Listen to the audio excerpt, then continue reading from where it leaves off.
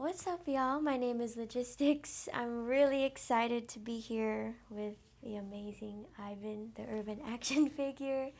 I don't really know how to intro this, but I'm gonna just be very casual, and I just wanted to have a conversation with the living legend. I like don't not to guess you up, but it's gonna be really like I just wanted to talk to you.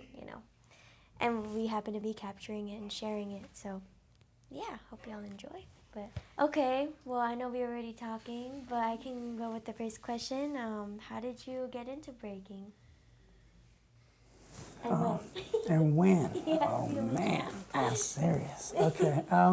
So basically, from since I remember, I was basically born into it. I'm the youngest of seven brothers, no sisters, a lot of friends of the family, a lot of social gatherings and parties, and then this was early on. I want to say before the 80s, but as I remember into the 80s, popping and breaking, popping was in the forefront at the time. Sports was in the forefront. School was in the forefront. So community fun was the whole point of that. Music played as the theme to the festivities, whether it was birthdays, whether it was a gathering. But dancing always had just a natural way of sneaking in there. And also challenges. Who can do this? Who can jump? Who can dance like this? Who could do this move? Who could do that move? And then just the natural feeling and flow was always part of our our family tree, going back to, want to say, around 5 generations, but like 500 years. Like on my mom's side, on my dad's side, there are a list and list and list of musicians, singers, so dancers. So part of that tree. So that was the start for me. Yeah. That's so dope, man. So, do you feel like? Sorry, this is off question, but I just thought of this like as you were speaking. But like, do you feel your ancestors or your family line? Do you feel like that as you're going about like doing your thing, or at least on the journey, whether it's before, like, have you always felt connected to that spirit of just music, dance? I learning how to understand myself, understand my purpose in life, my family background, like why I am where I am, who who's nurturing me to be exposed to like different elements without restriction or regulation. Just naturally, hey, it's here. If you pick up that instrument, good. If you don't, probably your other brother will or someone will. But it's there for a reason, but without instructions. So it's just like pick up, play. If you have an interest for it, then you study it, and then you take on the journey with that. So my parents were always letting us explore and experience the floor, the music, and I didn't know how to put that in words or in thoughts. I would just go. So later on down the road, I was like, there's something there. I just don't know what it's called. And then I started asking questions. I'm like, oh yeah, you're part of this. You're part of this legacy. And I was like, wow, no wonder. But it's always there. Everything I do is them. Everything. I have nothing to claim.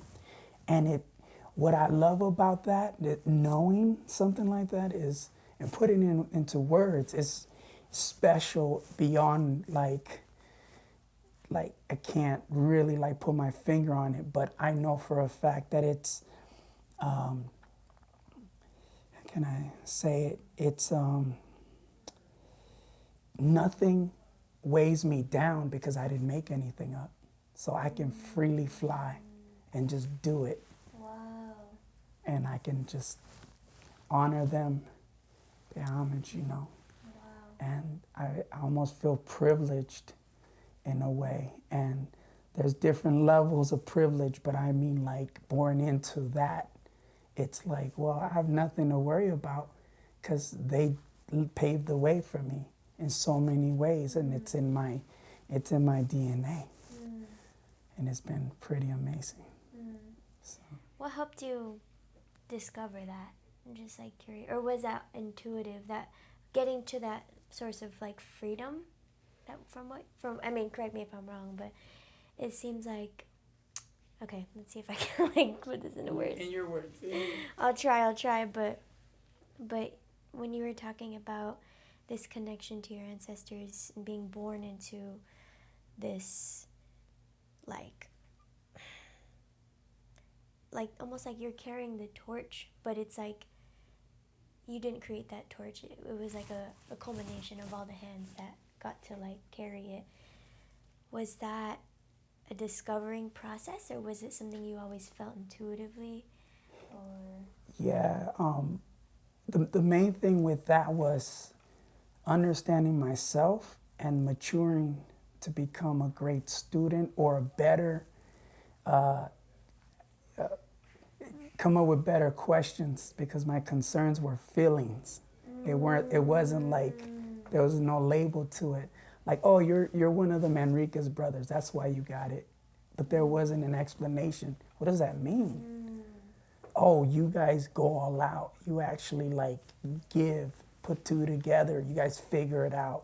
You have the records. He has your friend has, knows a lot of people. Like, you guys put events together. You just figure it out. And I was like, there's a formula to this, So then it was just like, okay, well, let's keep this going. So it was the energy that was just nonstop. We just never really burnt out. And I was like, what is that? Is it endorphins? It's like, what is it? And that made me have concerns that I could say, okay, when I can understand how to ask, I will. And then I started studying my past and saying, oh, so it just started click, click, click, click, click, click, boom, And I was like, all right, I'm in it, and then just saying, oh, there's a story behind that. There's a backstory. Okay, I want to know more. So there was chapters and verses within the chapters that my mom always used to say, or my dad always used to say, or my brothers always just said it. They don't know where they got it, but they would say it. And oh, your grandma used to say that. What? No way. So it was just like they were always united and the frequency's always there. We just didn't know that. My parents weren't like, okay, the pressure's on. You got to live up to your name and your expectation. None of that. It was just like, go. Yeah. Here it is. If you feel it, do it. That's so dope. And then as I started learning how to ask about our past and our legacy, I was like beyond. I felt like I didn't win anything or lose anything, but I was privileged to draw my moment in time, and without measure, without any doubt in my mind, so I could freely just get up and go after it, whatever the art was, whatever the challenge was. And we'll talk about that obviously within the questions, but I'm like, that was a really big step for me to be like, now I know. And knowing is half the, right? So I'm like, all right, well, I could just tackle it now.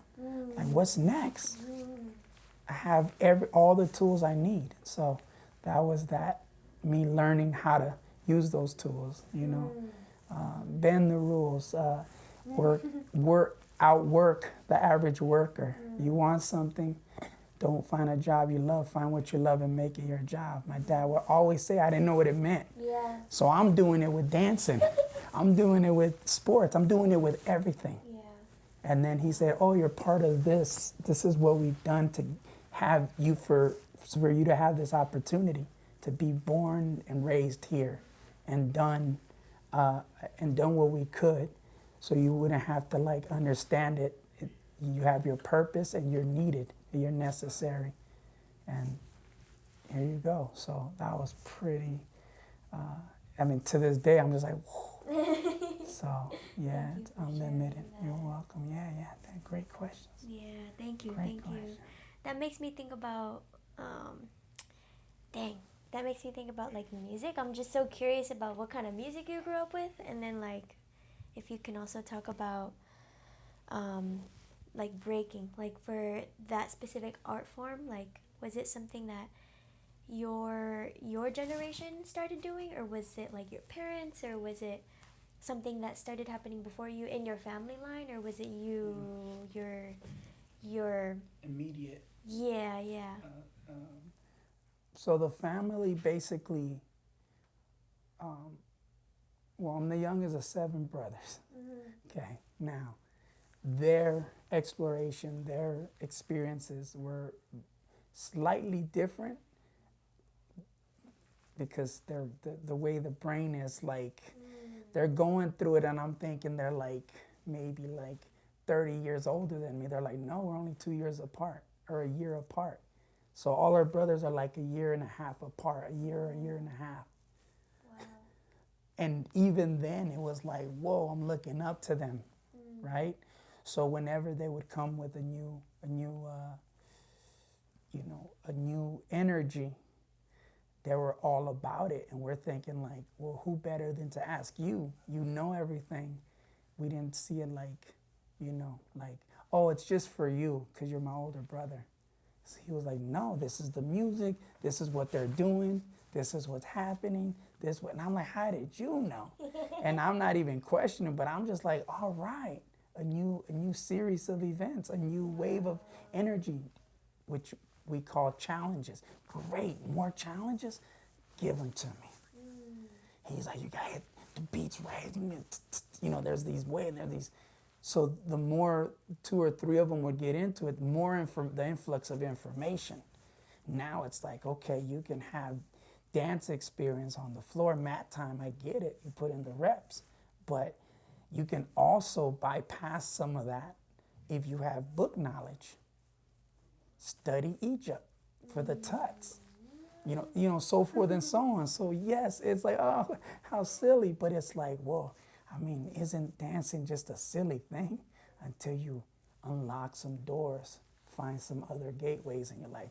You start teleporting back and forth. You're like, look at this vibration, look at this sound, look at this music. And at that time, the future had arrived in the 70s into the 80s.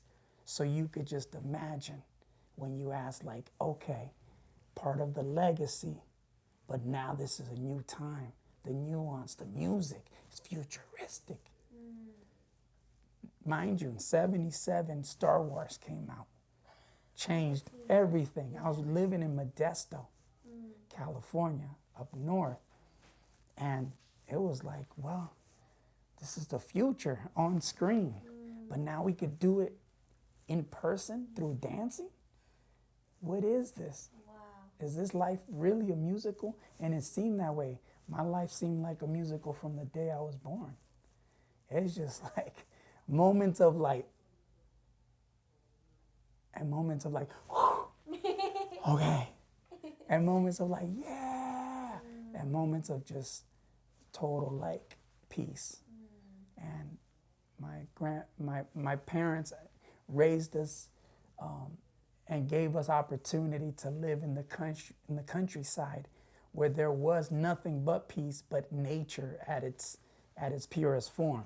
I'm not talking about tigers and alligators, but everything else. Like it's like you're living with nature, So that was very inspiring at the moment. But my parents were like, if you're not inspired, you shouldn't be doing it. If you need something to inspire you, you shouldn't be doing it. I'm like, what does that mean? Because you got to search your roots. You got to search why you're here. That's all the inspiration you need. And you're needed. So if you're looking at like the latest this and the latest that, you're kind of like disconfigured a little bit off your track. You're kind of looking for answers in the new craze, so forth and so on. Right or wrong, it's okay. I'm saying that they kept me very grounded, very grassroots. And that's just fueled the flame. So it's been pretty awesome. The music changed every 2-3 years in a sense where those there was genres, but something happened with DJing. It was like you could play instruments, you could play soul, but you're not gonna play like in a reggae band overnight, or go into a rock band, or just all of a sudden be R&B.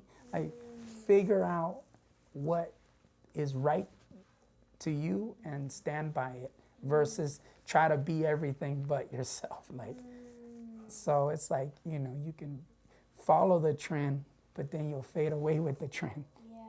And that's something that we kind of take on as like phases, like little, quick challenges. But it's like, yeah, but without a system that works for your foundational movement, lifestyle training, so forth and so on, it was just borderline impossible, because you didn't feel the love. You saw the structure, you saw the new hits come and go. In New York, there's a new Nike every week, every 2 weeks. So you're trying to figure out how to get that new Nike. It's like, well, if that's what you want to do that. But in what we're doing, stay grounded first. Don't veer off of the journey, right? So it's pretty inspiring in the 80s. Like, there was a lot coming at us, and we're just switching it up, still spinning it for the people, still playing it, still mixing it, still enjoying it, hosting it, but we weren't actually lost in it. So when different cultures kind of inspired the community, whether it was car shows or tournaments, sports, what have you, like, we always added our special sauce to it. It was like, out of nowhere, we're gonna have a DJ at a baseball game. What? Oh, he's gonna be in center field. All right, like, and with a glove. So of course, he's got to block the turn. Like, we're just always thinking outside of the box. So we're just doing fun stuff all the time. So we're dancing and having a game while it was like both teams are dancers. So it was like, so now that's silly, but I'm saying it was so much fun. Yeah. And those are the moments that just kind of allowed us to be like, yeah, we've done crazier things than that. Why not do this? Why not do that? But still stayed aligned within our conscious to not be way off the mark outside of ourselves, right? So. What would you, if you could, like, I know it's a lot, but what helps you stay grounded and rooted? Because obviously there's a lot, and especially like with my generation, like, we have so much access to like things really quickly, and a lot of exposure to like a lot of information, you know what I mean? And I've been on, my own journey of trying to connect more with my roots as well. I think when I was telling you how I got to reconnect more with my mom and learn about like her stories and that side of the family, it just opened up a lot more, because I got to learn, in a sense, more about myself. And I'm definitely like becoming more aware of myself, and like, I think just that sense of groundedness and staying with the truth of the destined path, based on like just how everything's aligned and what I'm connected to and what DNA I have in me and everything like that. So what, like, I know that was a lot, but like, what helps you like what has helped you remain grounded in those things despite how crazy the journey goes, Well, it's there's labels, right? Like you're on your last wheel, or you ran it down to the ground, or it's time to refuel, or when someone says fresh, that means a fresh one, like a fresh new start, or annual goals, so forth and so on. For me and my brothers, it's that I remember, it was like, okay, don't run with the crowd. Like, service, if your vocation's to give, but don't expect anything back. And if you're trying to get ahead, don't piggyback off other people's success, right? So it was a very awkward, because we it's like hip hop didn't invent anything but recreated everything in a sense, but the culture was already there. So what kept me grounded was the music, the dance, the art, and the voice. The voice right in here. And that's a culture, internal culture with myself. And that's how we were raised. We weren't raised to like follow the crowd, do this, do that. It was like, if there's some do's and don'ts out there, like, don't do first. You know what I mean? Just study it. If it's for you, cool, try it. But the truth is, you'll learn and life will teach you quick if someone's not there to tell you. So we didn't have misguided love in a sense where we're like pushed to try everything. It was more like, think twice. Like, you know, you don't have to try to say like, I've experienced it, I don't have to do that anymore. Sometimes you just read about it and you know that's probably not the way you want to go. You know, but everything, you know what I mean? Yeah, So yeah. they're like, oh, but the less fortunate and this and that. I'm like, look, we didn't have that.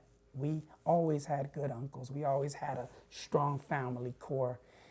Even when it was single-handed, like, hey, your brother's going to teach you. I'm like, wait, but will teach me what exactly? So he's handed me books of like arrangements and sociology and the way psychology, how the brain works. And I'm like, no, I'm only 6, I'm like 7 years old. And he's like, read this. And I'm like, you know, I don't understand this. Because, well, let's check it out. So just awareness tactics, or how should I say, did he know he was preparing me for higher learning and so forth and so on? Maybe not. But he was like, you're my brother. This is what we do. It'll click eventually. You'll pick that book up eventually. I just passed this. I'm handing down the book. I'm not tossing it under or putting it in a box or putting it back in any library. I'm keeping it right here, library. Like, check out this book. Oh, check out this history. Check out this science, so forth and so on. That's enough entertainment than to be, but what's out here? So there is curious minds, and then there's masterminds, and there's paradigm shifts, and with everything that comes into your peripheral view. And I was like, I think I could do this with dancing. Like, I think I could just focus. So we went from sports to like, you need a team, to like, no. Dancing is just you. You look in the mirror, it's just you. If you're naturally inclined or you have attention to detail, that you're like, you know what, I have to get this step exactly the way I feel it, or the way I connect it to this song, or to so forth and so on. Like, that's something that's pretty special if you can focus there. You know, if you can just keep your focus on that, that's a special place where some people could just naturally do it, but they weren't born that way. They have the fuse box, but they don't have that fuse. They have to, you know it's there, one. Yeah. Someone has to support it, like family, like, go do it. And then you got to learn from that. Yeah. And then you got to, like, switch it out, right? If it burns out, light the torch again. So that was a long answer. See? That was great. But yeah, that this was is, really good. but that's what kept me here and not out there. But who doesn't like attention? Who doesn't want interaction? Who doesn't want to participate? Maybe some, but even those that are the few, like, have a balance to deal with, and that's a different path in their lives. So some of us were put on stage from young, and others made the stage in the backyard. This is our stage. No lights, doesn't matter. We'll get like bright colors and pretend they're light. It's a light show, even though there's no actual lights, and stay out there till 9, 10 at night, like doing their own little talent show and messing up the lyrics and, you know, freestyling and having fun. So, I mean, these are little vivid moments, but this is the you know, do it yourself. Like, we never, like, now there's Home Depot. We just build it ourselves. Yeah. Like, we put the wood measurements. It'd be a little off sometimes, but, you know, we need a new, Now it's like you just go to Home Depot and you just go to these stores and hardware stores and just like, oh, I need the nails. We didn't have that. So I didn't grow up with that. So that's why I said that the privilege is different. It was like in-house everything. It wasn't like top-notch, Julia Arts and Duke and Yale and, but the knowledge was handed down at a very young age where people were like, oh, I want to do this, I want to do this. My parents were like, dude, go to the library. Go read right now. Figure it out how to do that. Don't say we don't have. You have everything. If you need some, go to the library because that's accessible. Get your library card, educate yourself, have an idea, have a plan, have a direction. So that was pretty special in the family. So. Wow. Thank you for sharing that. It's crazy how this is aligning too, because you had that connection, some type of connection with Pacquiao, or I don't know, how in depth that was, but for you to witness that and go to the Philippines, like I've still never been to the Philippines, and like that's where my family's from. And my grandma, she would always tell me stories about, how they grew up and stuff, and they told me about the struggles and the obstacles. And I feel that from them. I know that there's going to be a time where I get to go and like experience and see in person. But it's crazy because I've already sensed, like, I know that there's been so much struggle, and I want to be able to like connect, but I'm also realizing that it's also through my path as well. And as I uplift myself and my journey,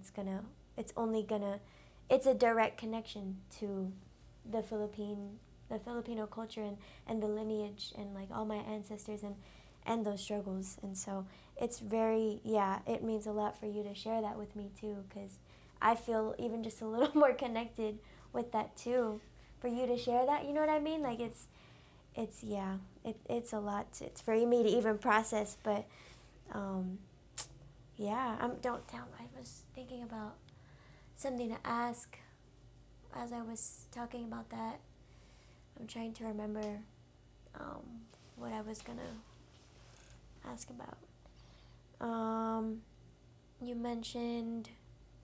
Oh, okay. So you said purpose over ego, purpose over ego.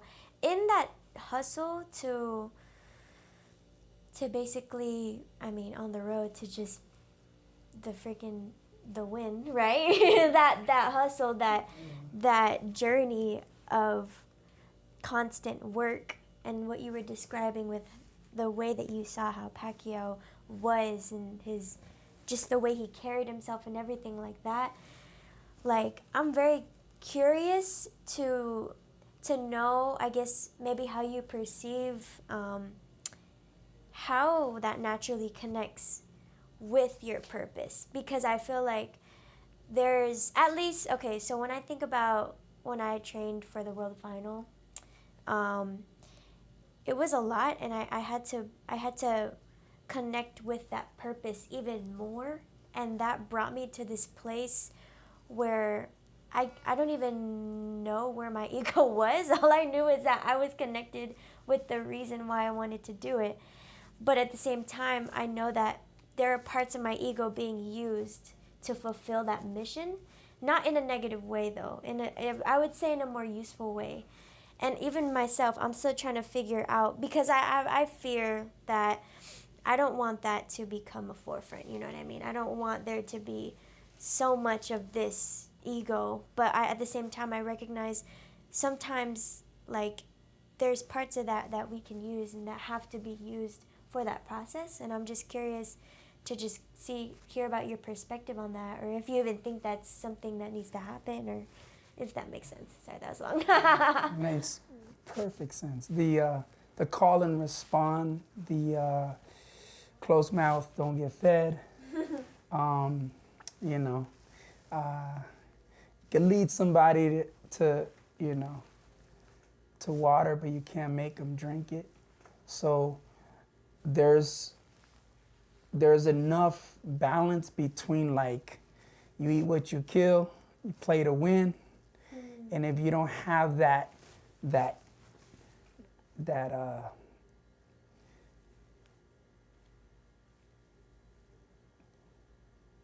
that by all means necessary attitude, and it's probably not for you. What are you saying you can't do? I'm like, look, there's fun and then there's purpose. Some of that purpose requires strength. And that ego can provide that pride, that sense of family, that sense of team, that sense of I'm doing it for my, my little village, my people, myself, my life, my family, so forth and so on. There's that strength, that's power. That's powerful right there. Now, knowing the difference between, I'm going in there with a very humble approach. Sometimes that humble approach doesn't work because you're like, it's okay. My purpose is within me and that's all that matters. I'm like, yeah, but you had a platform to express it and you didn't do it. And I've been there. I could have stole you around, but I didn't. I could have went off, but I didn't. Coulda, woulda, shoulda, but I didn't.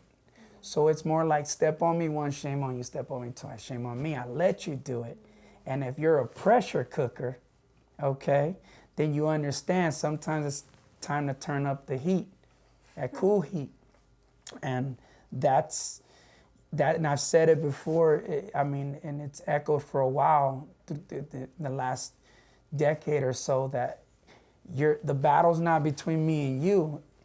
It's between me and myself. And the purpose is the whole point of going all out.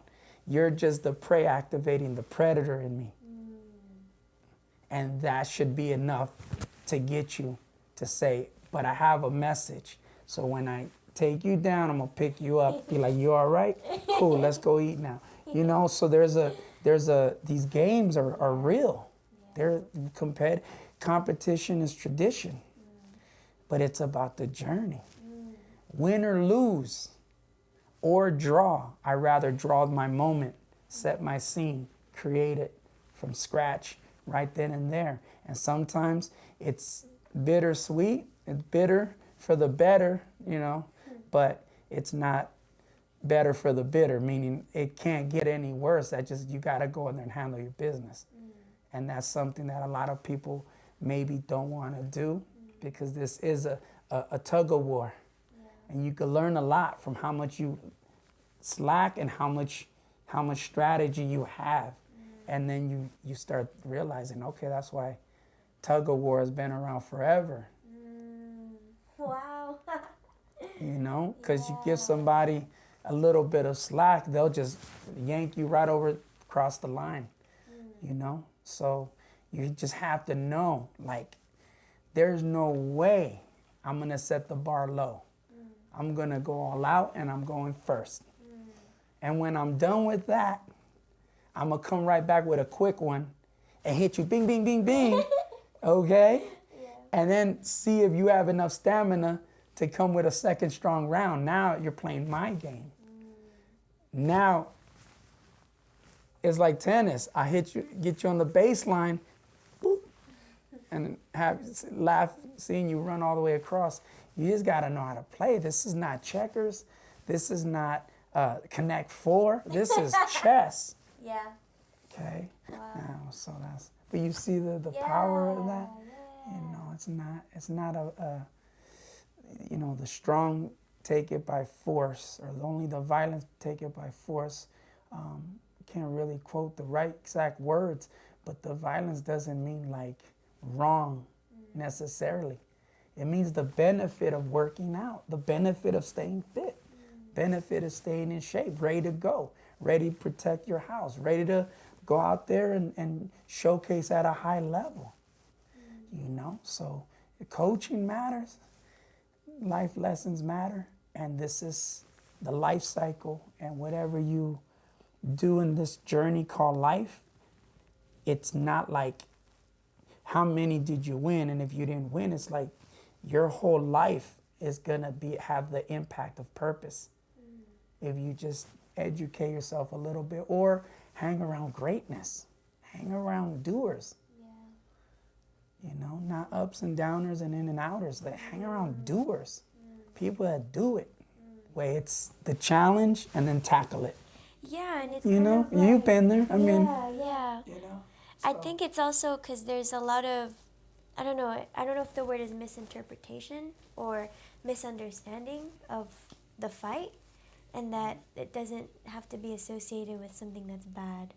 And that's something that I'm currently learning, because I think, like, I want to make sure that whatever, I already know, like, I see where breaking's going. I see, not just breaking, but I see where I'm going, and I see the impact that I can have on people, on the youth, on the B-girls, on the women, and I just realize that I know that whatever I do, I want it to be, I don't want to regret what I put out there, you know what I mean? I want to make sure that every decision I make, everything that I, like, want to share and uplift, I want to make sure that it's the right things. And I know even just the word, that label, the right things, it's effective, weird, right? It's effective. So I just, exactly. You gave it your part of your vocation is in there. They could kind of decipher what they're experiencing with your doings, with your showings. Yeah. Versus, that I've seen that, or the move. Yeah, I mean, you're I don't know word for word, but what you're saying, I'm hearing, is impact. Every time I go out there, I want to have an impact. Is that? Yeah.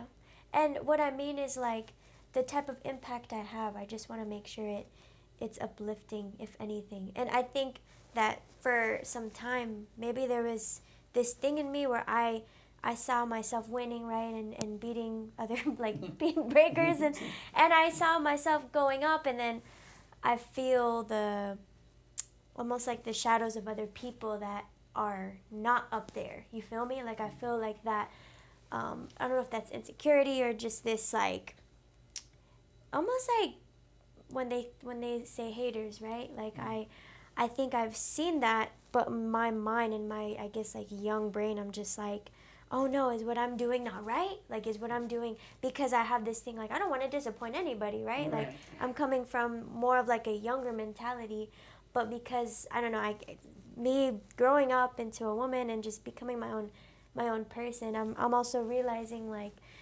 I'm not going to please everybody, and, like, this is, like, I want to, whatever I'm doing, like, I can't worry about that misinterpretation, and I'm just starting to kind of, like, realize this now, because I think light attracts darkness, you know what I mean? And so that I'm realizing that, and I'm like, okay, well, I better keep the light. Or like you were saying with that challenge, that's another challenge that I might as well just take on and use as a way to be like, okay, I'm gonna keep this light, and this is shared too, like what you were saying, after we gonna go to karaoke, like that stuff, it stays cordial. But I think that, I don't know, it's been, like, really confusing, and I think and I'm sure you've had moments like this growing up too. I can sense this as well with peers of mine. Like, we'll talk about where we're at, where we want to go, and it's just like to remain focused on, like, that thing, and kind of not let, I don't know, I guess I don't want to say the hate, because I don't want to even put that into, like, existence. And the narrative change, basically, into someone else's ideal, when it's not something that you're trying to put out there like that. You don't really support. That wasn't your intention. Yeah. But people are going to get it misconstrued. It just happens sometimes. Yeah. It's I'm learning that like, now. I'm learning that. Wait, so I want to interview you, actually.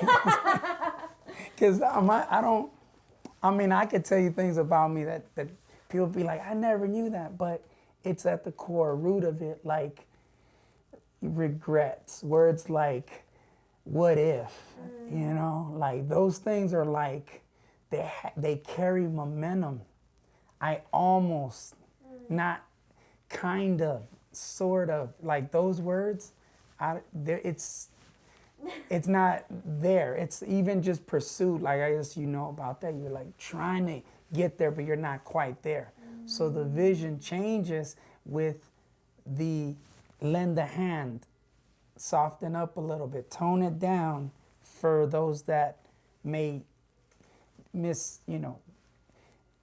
not understand you, you're misunderstood. No, they're just misinformed. They didn't get the point. Get the point, get the point. They didn't get the point. You just focus on putting the point out there, right? And then let it be. And that's just a beautiful, like, mic drop type of thing. Like, and I did it. And I'm not apologizing for it. Wow. And let it just sit there. And maybe it'll connect some dots down the road for them. Yeah. This is a lot. You know? Just, you can't win for losing, that's for sure. But if you got straight to the point, you did your best, and your purpose was presented. And I think that's winning. Every time. So. I don't know what to say. I'm like. I'm just like processing because it's everything I need to hear. I'm sure there's people in the community that need to hear this. I'm sure there's just a lot of humans that kind of need to realize this. But everyone's on their journey. We talked about the missing and breaking, and dance theory, the funk, music, breaking education fundamentals in all academic, like, dance spaces, like, learn how to play an instrument, learn How do you different, balance that like, with the athlete? Well, that's the thing.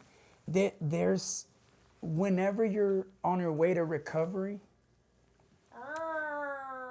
you can't technically break. You know what I'm saying?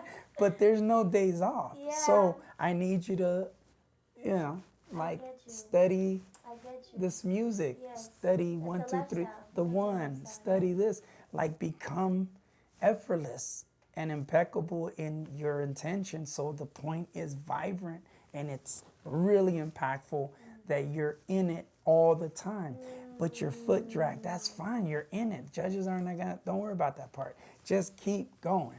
And training in what we say in the dark. If you're training in the dark, nobody's watching. Maybe you and one person, or however you're in it. A lot of times, high-level athletes can't do that because they're thinking mechanically all the time. And they're sore, or they're tired, or they're not feeling, up to par that day. I'm like, no, all athletes need to learn how to dance. Wow. And really not need, because Ivan said, I'm like, if I need to work out, but I dance, I'll work out if I have to strengthen, but I'm not gonna get offended at the direction because it's already in place. Athletes do multiple things, from yoga to swimming to so forth and so on, and they might just play one position on that platform or on that stage. So I would say on your off days, do other things that impacts your communication.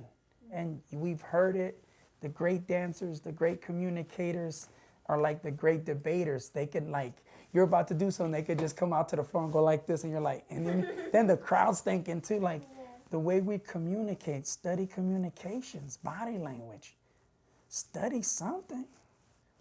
If you're gonna rap or something, read a book and then hit the studio. Don't just go in the studio like what's trending right now, because, and you hear it all the time. It used to be metaphoric consciousness, information. It used to be concerns, uplifting, and then everything became so hood that everything is hood and glamour and glitz. But the information, just people think it disappeared. It's still there. Libraries are still open. So I think what I love about breaking, if I'm answering that question, is the information that is still there hasn't even been looked at. That unturned stone is still there. We're just waiting for the next wave of trends to maybe add breaking to it as an accessory or towards a bigger event.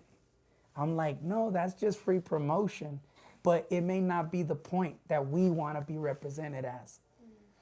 So why don't we just keep going and keep the information floating and keep ourselves engaged, whether we're sore, injured, so forth and so on. Let's keep going. And I think that's what you do in the dark. You don't have to like, oh, I'm injured, but I'm just gonna post this every day until I get better. It's like, well, what are you doing in the other 23 hours? Post that. Like, I'm reading, I'm doing this, I'm staying in my mind, I'm learning so much about, oh man, I just picked up the Pacquiao book. Get educated, get information that's gonna bring you out of the light. I told you, when people say, Ivan, what if someone heckles you? I'm like, I'll bounce back.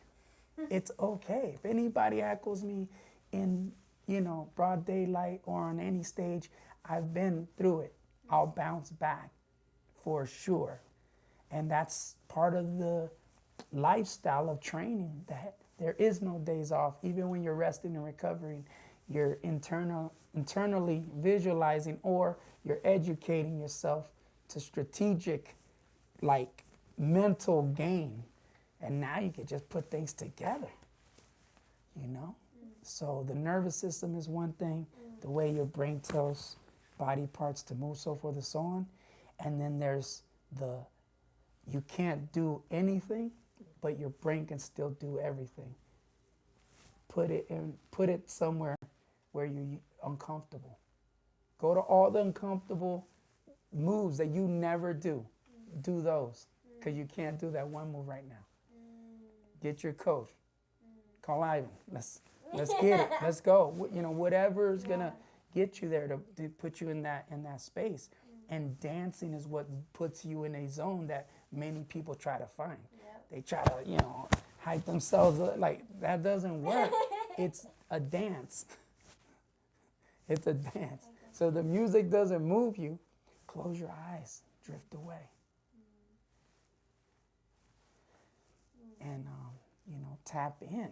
Tap into your purpose. And start creating your moment.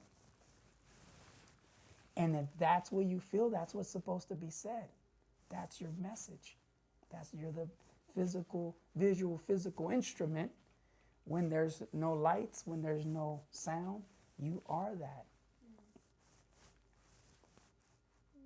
So yeah, do that. and fuel your fire. Yeah. Every time you answer it, I'm like, everything's answered already. I don't have any more questions. Let me see if there's another one. There's always another planet. No, I'm just learning so much. Yeah, I'm really thankful that you're like really like sharing. Well, thank you. Yeah. That honesty and that realness,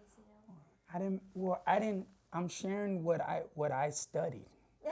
Beyond, remember we talked about that. Like, I didn't know the depths of conversation until, like, I can rephrase, if I say, hey, do you see what I'm saying? And you're like, I see what you're saying, but I don't see what you're saying.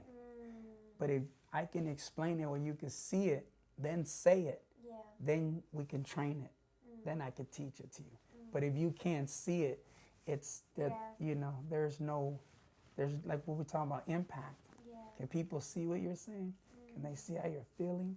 Can they see what you're talking about? Body language is powerful. So I'm like, all right, well, let's find out. So it's really awesome to come full circle with maturity of body language and, language itself, and then the dance, the music and the body having that awesome, like, conversation versus, like, the move, the goal, the win. How do I feel? It's like, dude, you have not checked in with dancing in a long time. Check in with that. Like, can you dance still? Are you dancing? Okay, now what style are you doing? Check in with that. The many art forms, I mean, obviously you were able to be exposed to like so many different art forms from what it sounds like, and I mean, I'm sure a lot of dance styles as well. Like what brought you to just zone in on breaking? I'm just curious. That is great. I think just not understanding it, and then just me being like, oh, I could do that. Yeah. I could do that. Like, that doesn't look so hard, you know. But the truth is, my background was like, you're always around it, like you're always like doing this, you know, walking in the schoolyard, like by the lockers. You're always going like that on the tape. I've been playing the drums. My dad put me in drums in 3rd grade, and I was just like, everything I could bang on, like, you know, I'm in every choir. I'm playing basketball, I'm point guard and on my teams. Like, I'm playing baseball, I'm a pitcher, catcher, wherever you need me. I'm a utilitarian. Just, where are we going? Facilitate, hype them up. You're a hype man to the good. And I was just like, I was playing soccer, football. I was doing everything, and I was like, okay, now I have to wait to do it again. Dancing, you don't have to wait. Breaking, you don't have to like change direction to the rule. Dancing, you change if you feel it. If you feel it, you do it. Right? So I'm like, well, how do I learn this? Because I didn't understand it. So my brothers were like, yeah, man, you don't fake it till you make it, drill it till you feel it. And then you got something. Yeah. And that was just like a very common theme. It was like, we're going out, you stay here, you practice. We'll be back at 4 a.m. with the DJ equipment, and we'll see if you got that move. But I was like, they were basically telling me, zone out, make it your own, because there's no technical way of doing it. The art itself is part of a culture. And they were like, if you're not doing the culture, you're literally like singling out what you like about it. And then you're trying to justify it on stage, out and about, until someone comes and shows you, this is the freshness, this is the style, this is the flavor, this is the fundamental system that you're not showing. I'm like, but I did a flip. But I hit a windmill first time. They're like, Ivan, you're a power head. I'm like, what is going on? So that's why I said breaking was like, oh, I like this challenge. Every other dance style was challenging. According to your body type, same thing with breaking, but it had a fusion of athleticism, a fusion of like dancing and rhythm and intensity. And I was like, yo, I'm glad I don't know what I'm doing. This is great. I think I could do this for a while when I'm off seasons. You know, when I'm not doing sports, I could do this. But I was already, you know, cumbia, rancheras, salsa, congo, bongo, bolingo, merengue, saco, mambo, soca, cha-cha, boleros, you know, like the island music, like everything was already in the house. Breaking was the new thing, such a new thing that I was like, I like new, but it's a weird science. It's an experiment that it never ends. Yeah, it never ends. It's like Legoland. When I was young, I was like, oh, I could do, then I could go. Then someone would come and be like, nah, it's this. And I was like, okay, but I could do this and I could do that. And all of a sudden you have style elements, you know what I mean? Like, and that was, you know, like 80, I want to say like 83, 84. It was really heightened to like, not everybody's going to make it. You know, like in 2 minutes, if someone's going to stick with it. And it's like an intuition. It's like, I just know, oh, this student's going to stick with it for sure. Why? Because it's a progressive dance and they're progressive training. They're not capping at foundation. They're like, now what's that move? What's that move? I'm like, well, these are the basic 10 commandos that I call them. And there's another 80. It's like, but if you get these, you're in a good position. And they're like, what? They go home and practice it. They come back the next day. Is this it? Yeah, that's it. You got it. You're in. Then they're like, what's next? I'm like, okay. All right now. Okay. Yeah. So you kind of know who has it. And then, of course, if they have a support system, like families are into it, their parents were into it at some time, or it's like myself, just born into it versus not into it. It's just like another thing for recreational for them to do. Yeah. And you see the potential, but then they take them right out 6 months later or the year, or they moved away, or so forth and so on. Depending on, now we're talking about teaching. That's, but I would say to you that dancing in general it's not, it's about dancing. Are you dancing or you're not dancing? If you're not dancing, what do you like about it? Because there's an element in breaking for that. You just want to fly? Oh yeah, we got this here. You just want to rock? Perfect. Everything. Yeah. Yes, Oh, never get bored. yeah. You want to party rock? No problem. We'll take you through the history timeline, which is a 6-month curriculum, and you learn the WAP, the Troop, the Guest, D. Martin, the Running Man, the Cabbage Patch, the Smurf. What do you want to do? Like, we got you. Like, you want to learn 80s? No problem. We got you there. And now you're just like, your alerts are like, your antennas like, do. So I was like, hey, like, what isn't there to not like about breaking? Before the contest, it was like, imagine freestyle session with no contest, but everybody's getting it. And I don't know, maybe it was bragging rights. I don't know, but it was just like, we're in it. The music was there, the people were there, the energy, the fashion, the clickety clacks, the chatty patties, the people that just talk a lot. You're like, okay, but you can't do nothing. Just dance. Yeah. You're trying to dance. They're talking to you. You're like, all right.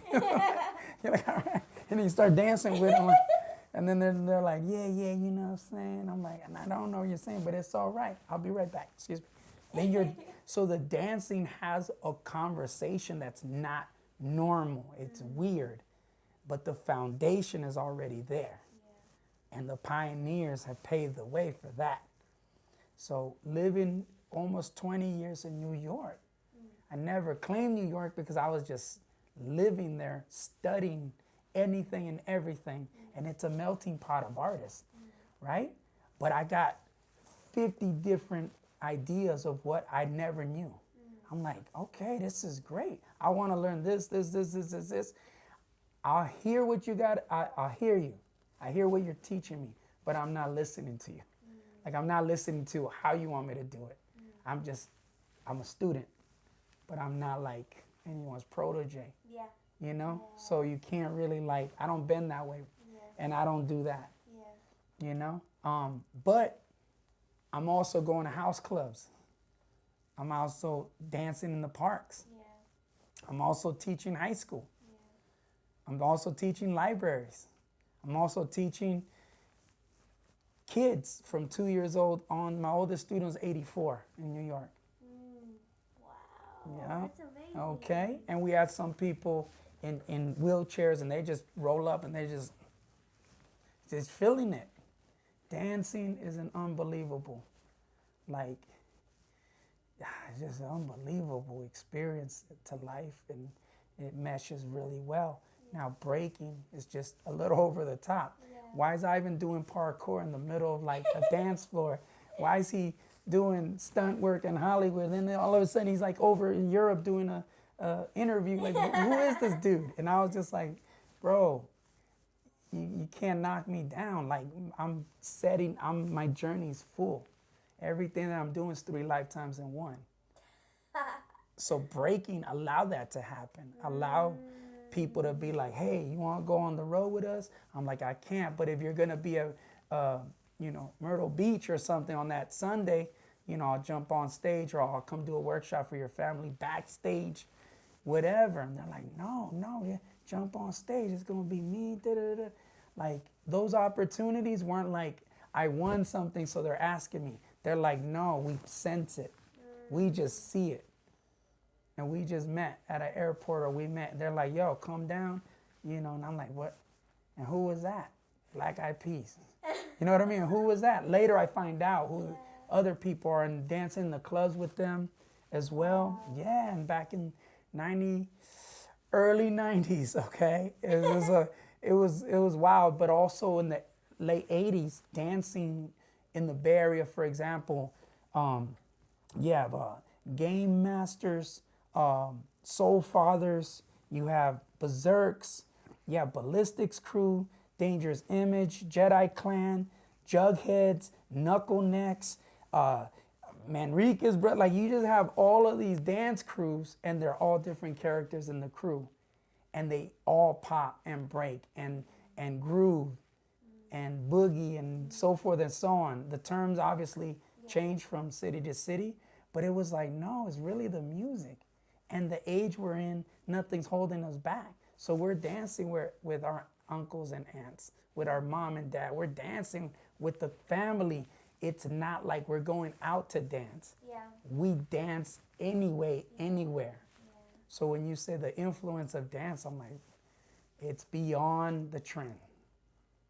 So that's what's been going on. Yeah. How do we kind of cultivate that again, you know? Because I feel that what you mean with we're just dancing, like we don't go out to dance, but that's just something that we do. I feel like it's not as casual now. It's more like set and planned, and because there's, I don't know, I guess this stage of where we're at with dance, it's become something that's like, it's no longer pulled from that intuitive place anymore. So how do we get back? Because I can access it by myself, right? Or with, like, if I get friends together, it's like, oh, we're going to dance, or like, we're just going to have fun. Or like, we're sitting in the car and we just start like moving around or whatever. But like, how can we get that on a collective level, you know? Like, it's, and I miss that, because I know when I first got into the scene, I still felt that more strongly than it is now. You know what I mean? So like, how does that, I don't know, how do you see like the ways that maybe we can cultivate more of that spirit again? Yeah, I think it starts with the DJ. You know, like sometimes you just gotta be, yo, check this out, guys, and see who dances. You know what I'm saying? Not like we're gonna go to dance. It's like, yo, check this out. Hey, we're in the parking lot. That's okay. We're in the car. Perfect. We're at the studio. We just trained. We're done. Yeah, but check this out. You know, it's like it was a moment that created like avenues to like other places, and then the music changed and it created a whole nother idea, another conversation, you know, and someone grabbed the phone and that created another idea, you know, like, and then before you know it, it's like, dude, we had just had a great 20-minute dance session versus sometimes 4 minutes, sometimes 2 songs. Oh, we went for 20 minutes. We went for 3 hours. So that's something that I don't think can be too planned out. If you got to go, you got to go. But if you're there planning it, now it becomes like work. Yeah. You're like, okay, you guys ready? I'm gonna dim the lights now. Okay, this is cool. You like this? Cool? Is it too loud for your ears? Like, come on, man. Like, you know, like, let's just dance, right? Yeah. So, and no expectation. You know, my house, we might groove, we might whatever. So how do we get back to that place? It starts with you and the music and what DJ you play. Because I'm not going to act like a ancient dinosaur. There is like mixes online that you could play if you don't have an actual live DJ. So we're not going to be too, you know, specific about that. But when you have DJs doing big competitions, no dancers in the crowd. You see what I'm saying? Mm-hmm. So it starts with the DJ. Where's the dancers? Where's the DJ? Where's the music? Press play. So do with what you have. We don't have a DJ or a sound system. Let's dance, let's sing. Let's do what we feel and let's make noise and let's dance to that. Pick something up. Let's bring in the noise, bring in the funk, right? Yeah. So I just feel that there's so many easier options than thought out, planned out, you know? That's just how now, right now. Okay, like this. Cool, let's do that. Yeah. the other thing is, yes, academies, yes, facilities that have that hour, that space, that time frame, and then get dimensional with it, you know, create like atmosphere, create ideas, call it like, yo, it's Logistx Day next week at the academy. Oh, what's that mean? We always gonna vibe with her, she gonna teach us some stuff, we gonna flip it, have fun with it. You know, it's a new album. Oh, we have a listening party. And of course, we're going to dance. Let's go.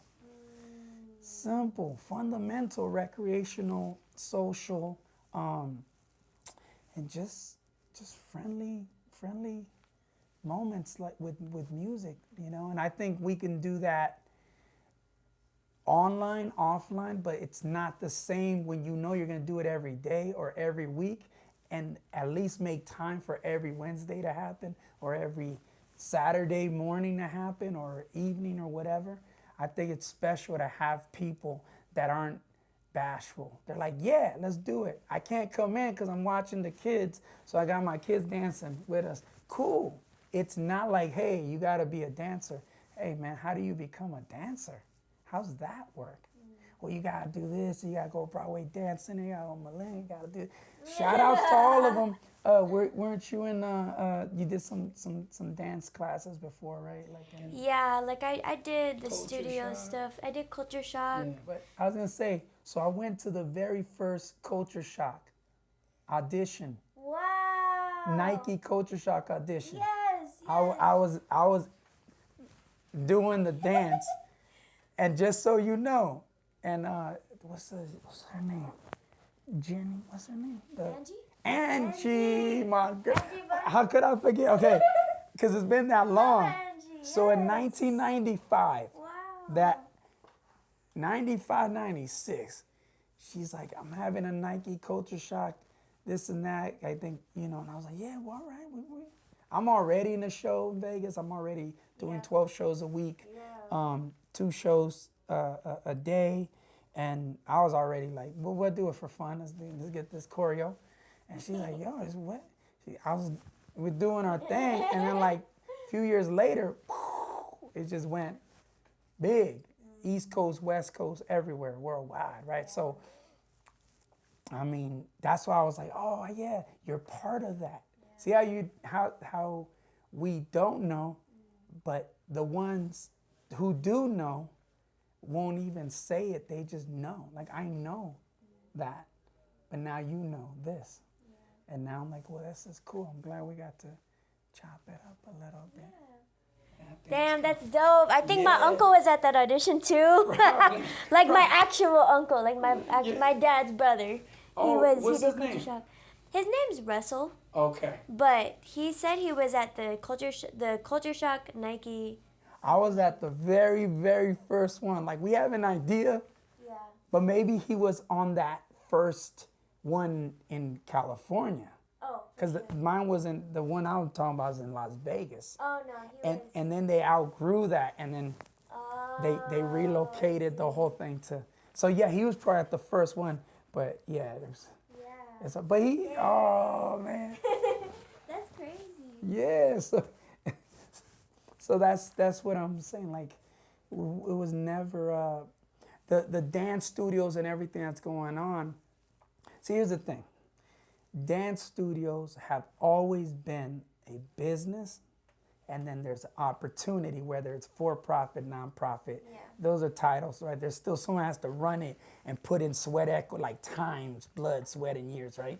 It's who someone has to mop, dust, sweep, mop, sanitize.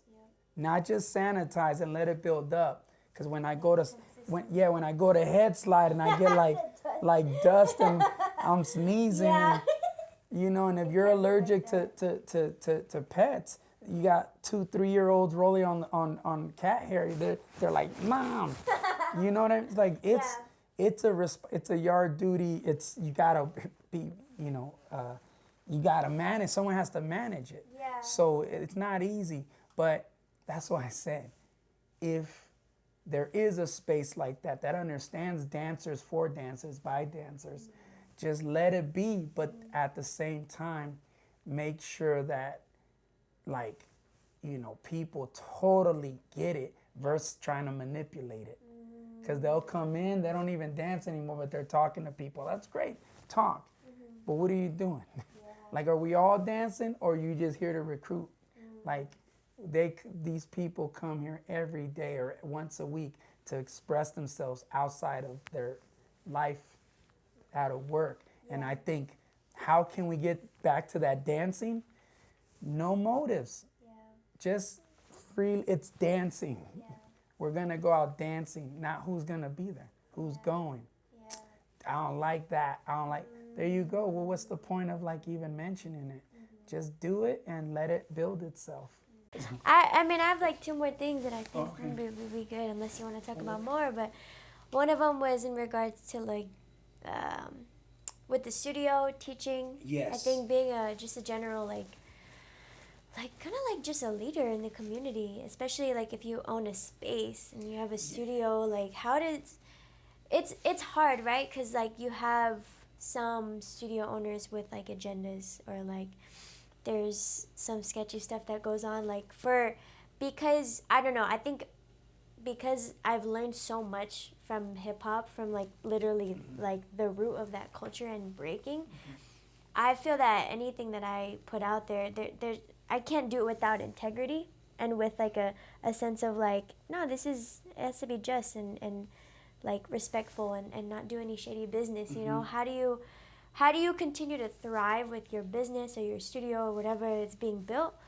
How does that continue to thrive with full integrity? And I know that, yeah, do you know what I mean? Yes. Like, it's a lot, because I mean, from my interpretation of what I think I'm hearing, so it's basically like you have to say no a lot of times.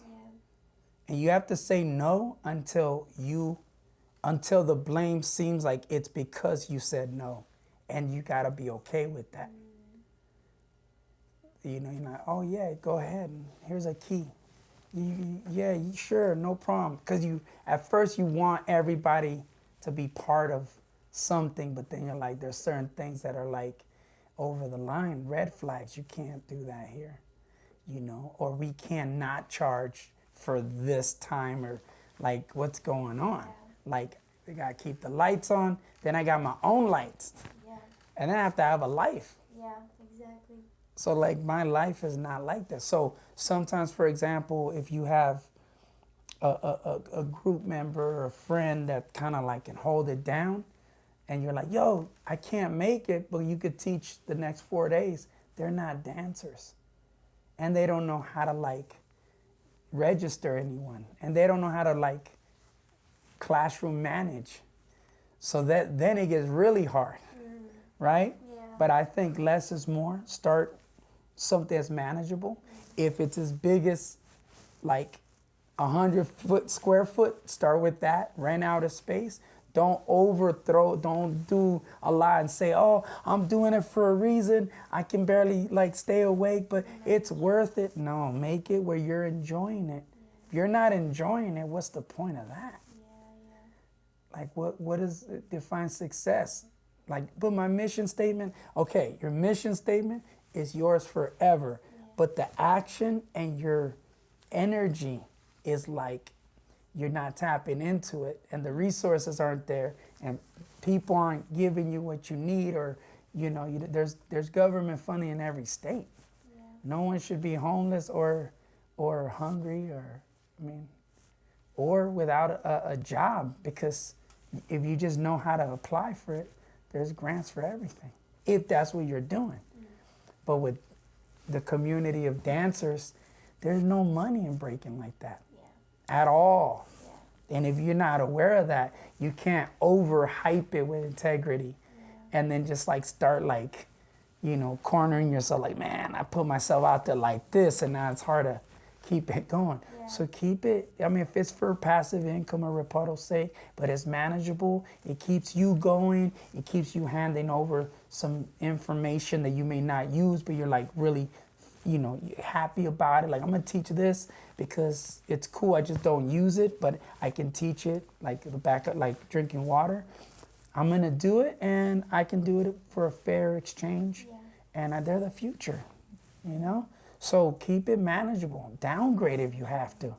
Don't overexert. Don't over put pressure on. Don't over spend. None of that. Just if it doesn't. That's really helpful because I don't own a studio, but I'm working very closely with helping pretty much like manage and like a grassroots studio in Miami with obviously like the boys, Equinos, Doug, and I remember when they started that from like really like they were young, and I was there before they changed their name.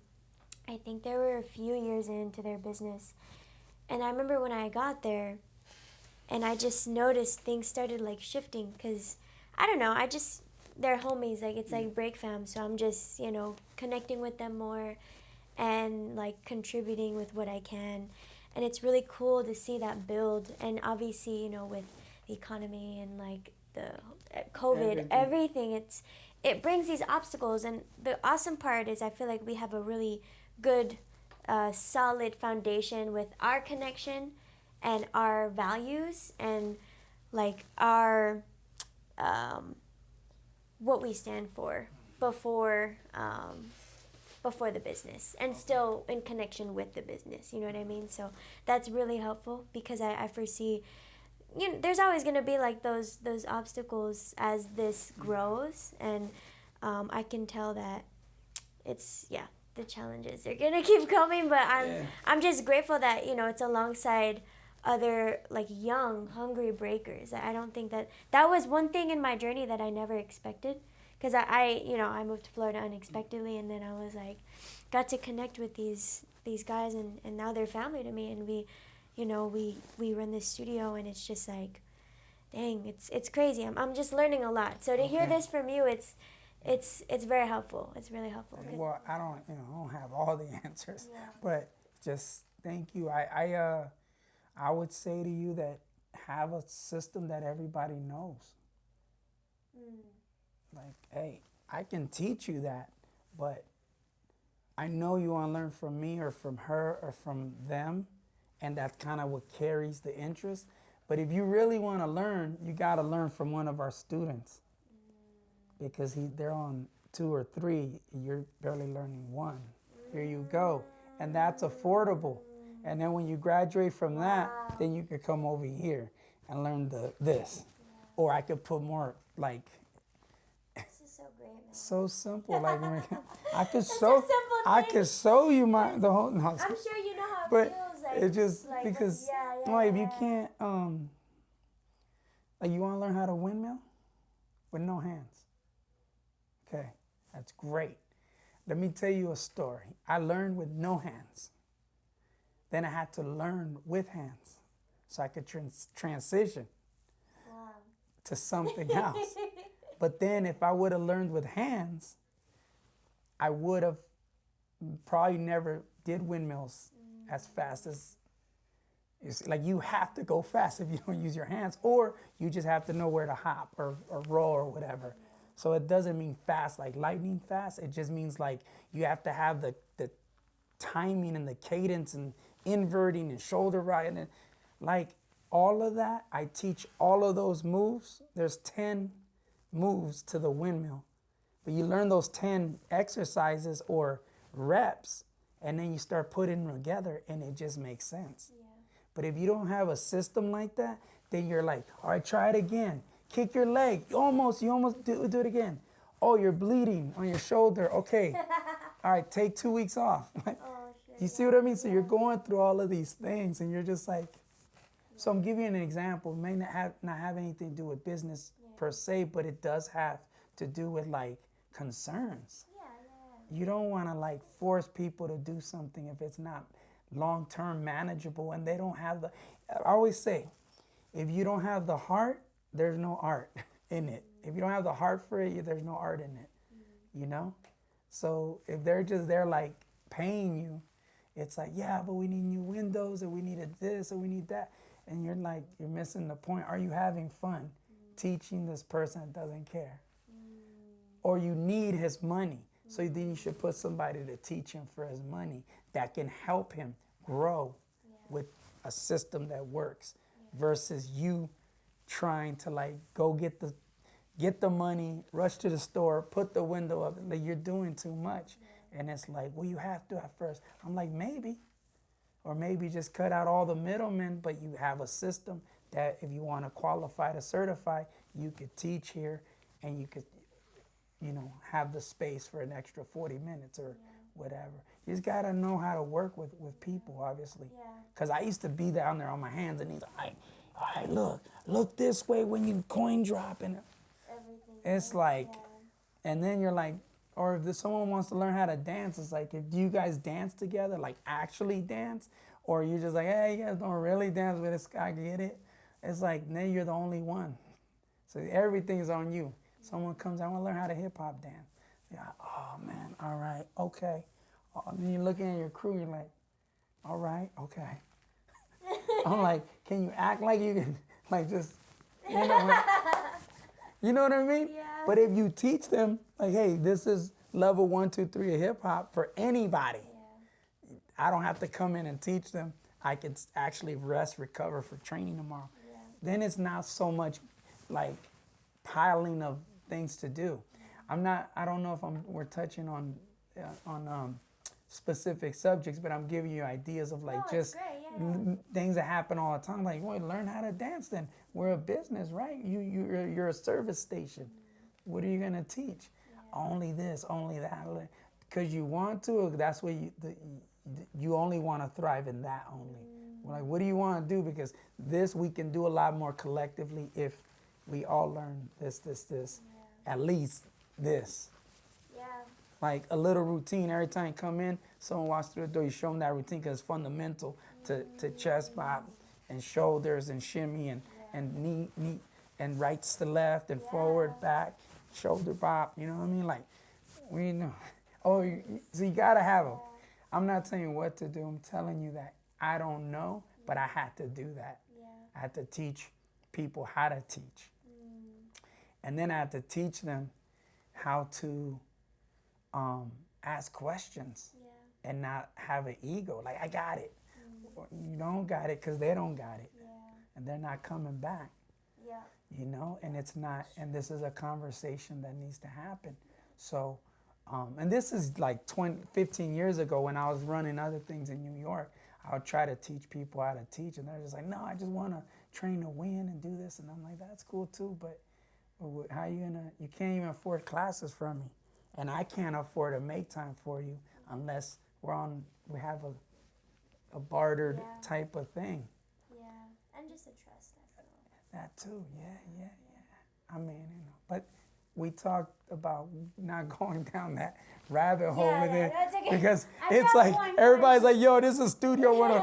It's not, because some people are thriving, living great, and they just don't have any of these little things. But I'm talking about 20, 30 years ago of like, bringing people to the community center that didn't want to learn, but they wanted my attention. But they didn't really want to learn it because they're not willing to like get their backs dirty or their hands dirty. I'm like, dude, one hand washes the other, both wash the face. What are we doing? I can't teach you. I need you if I'm going to teach you. I can't actually teach you if I'm doing all the moves and you're just like, yeah, do that again real quick. I'm like, and it's for free. I'm teaching for free. So I'm just like, yeah, okay, you got to pay to play. Yeah. I do have one last question. Okay. It was just to end it off, like, if there was like one thing that you wanted to be remembered for, what would that be? Ooh, that's okay. All right. Okay. I know, sorry, but yeah. So, remembered for just my family values. And they have a lot to do with my ability, my focus, and my don't look back and know that this is your purpose.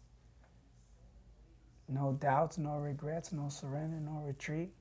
Just keep moving forward. And those values have always been like with me, carrying me along the way, and I know that. And that faith is something that's very simple. It's not something that's, you know, because I choose and chose, it's something that I was born into, and that's my purpose. So it's always there with me. And that's what's it's the first and last memory of my day, and it's fun. I enjoy it. And I'm glad that I took it on. So this is good, family. Thank you. Thank you.